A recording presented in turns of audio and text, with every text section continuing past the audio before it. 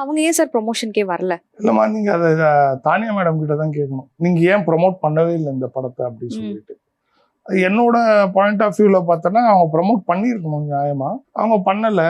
நான் என்னன்னா, என்ன மாதிரி ஒரு நிலைமை வந்து எந்த டைரக்டருக்குமே வராது. ஏன்னா ப்ரொமோட் பண்றதுக்கு ப்ரொட்டகனிஸ்டும் இல்லை, ப்ரொமோட் பண்றதுக்கு ஆண்டகனிஸ்டும் இல்லை, யாருமே இல்லை. நான் அதுக்கப்புறம் அப்படியே பார்த்தேன், ஏன் நம்மளுக்கு இந்த மாதிரியான சுச்சுவேஷன் கடவுள் கொடுத்துருக்காரு அப்படின்னா, ஏன்னா யாரால அந்த சுச்சுவேஷனை ஹேண்டில் பண்ண முடியுமோ அவங்களுக்கு தான் அந்த சுச்சுவேஷன் கடவுள் கொடுப்பார், அந்த டாஸ்க்கை கொடுப்பார்.